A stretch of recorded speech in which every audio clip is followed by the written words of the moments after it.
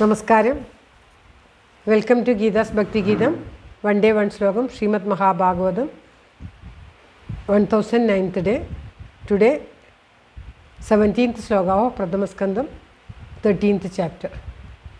For details please see the description box. Geetha's ഭക്തി ഗീതം ഒരു ദിവസം ഒരു ശ്ലോകം. ശ്രീമദ് മഹാഭാഗവതം 1009 ദിവസം പ്രഥമസ്കന്ധത്തിലെ 13ാമത്തെ അധ്യായത്തിലെ 17ാമത്തെ ശ്ലോകം. ഓം നമോ ഭഗവതേ വാസുദേവായ. ഓം ശ്രീകൃഷ്ണ പരമാത്മനേ നമ. ഹരിശ്രീ ഗണപതയേ നമ. അവിഘ്നമസ്തു ശ്രീ ഗുരുഭ്യോ നമ. ഓം തത്സത്. കൃഷ്ണം നാരായണം വന്ദേ കൃഷ്ണം വന്ദേ വ്രജപ്രിയം. കൃഷ്ണം ദ്വൈപായനം വന്ദേ കൃഷ്ണം വന്ദേ പൃഥാസുതം. ശ്രീപരമാനന്ദനാഥനായി അദ്വൈതദീപമായി മോക്ഷേക്ഷു വൃന്ദമന്ദാരമായി കാരുണ്യവാരിധിയായി വിഭൂദേശനാം നാരായണൻ മമ മന്ദത മാറ്റണം. ഓം തത്സത്. ശ്രീമദ് മഹാഭാഗവതം പ്രഥമസ്കന്ധത്തിലെ 13ാമത്തെ അധ്യായത്തിലെ 17ാമത്തെ ശ്ലോകം. ഏവം ഗൃഹേഷു സക്താനാം പ്രമത്താനാം തദീഹയാ അത്യക്രാമത വിജ്ഞാത കാലപരമതുസ്ഥര. ഓം തത്സത്. ഏവം ഗൃഹേഷു സക്താനാം പ്രമത്താനാം തദീഹയാ അത്യക്രാമത വിജ്ഞാത കാലപരമതുസ്ഥര. ഓം തത്സത്. പദം പിരിക്കേണ്ടത് ഏവം ഗൃഹേഷു സക്താനാം പ്രമത്താനാം തദീഹയാ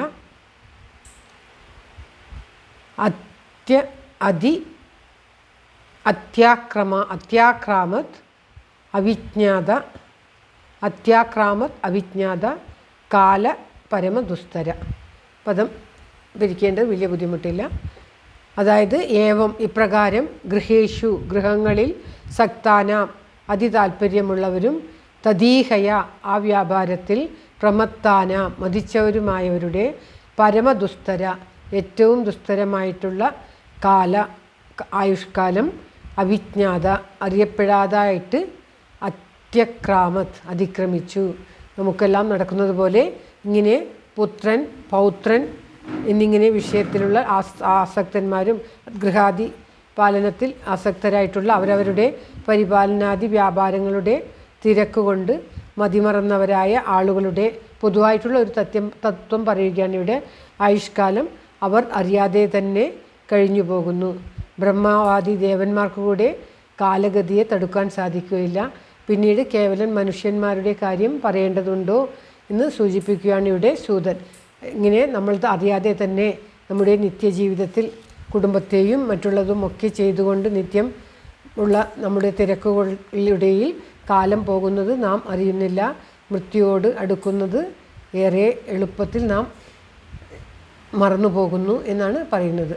മറ്റുള്ള നമ്മുടെ ദിനചര്യകളിൽ മുഴുകി ആസക്തന്മാരായിട്ട് ഗൃഹകാര്യങ്ങളിലും സ്വന്തം ബന്ധങ്ങളിലുമൊക്കെ മുഴുകിയിട്ട് നമ്മൾ കാലഗതിയെ മറന്നു പോകുന്നു. കാലഗതിയെ തടുക്കുവാൻ ബ്രഹ്മാദി ദേവന്മാർക്ക് പോലും സാധിക്കുകയില്ല. അപ്രകാരം ഇരിക്കുന്ന ആ കാലം കഴിഞ്ഞു പോകുന്നത് നാം അറിയുന്നേയില്ല എന്ന് പറയുകയാണ് സൂതം.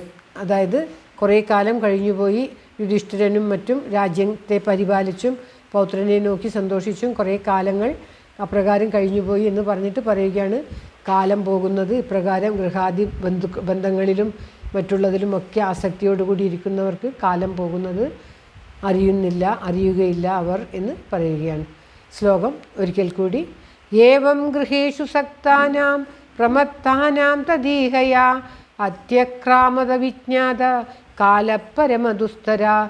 ദുസ്തരന്മായിട്ടുള്ള കാലം ആയുഷ്കാലം നമ്മുടെ ജന്മം തീരാൻ പോകുന്നത് നാം അറിയുന്നില്ല എന്ന് പറയുകയാണ്.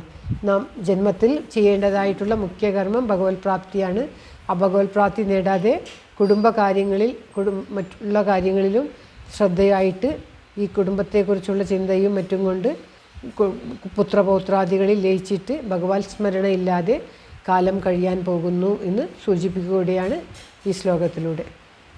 എല്ലാവരുടെയും നന്മയ്ക്കും ആയുരാരോഗ്യത്തിനുമായി പ്രാർത്ഥിച്ചുകൊണ്ട് സർവത്ര ഗോവിന്ദ നാമ സങ്കീർത്തനം. ഗോവിന്ദ ഗോവിന്ദ. ശ്ലോകം ഭഗവാന്റെ തൃക്കാലത്ത് സമർപ്പിക്കുന്നു. Geetha Rajan. Thank you for watching. All the best. Have A very very nice day. God bless you. ദൈവം അനുഗ്രഹിക്കട്ടെ. എല്ലാവർക്കും എല്ലാവിധ ആയുരാരോഗ്യ സൗഖ്യവും നന്മയും ഉണ്ടാകട്ടെ. ഓം തത്സത്.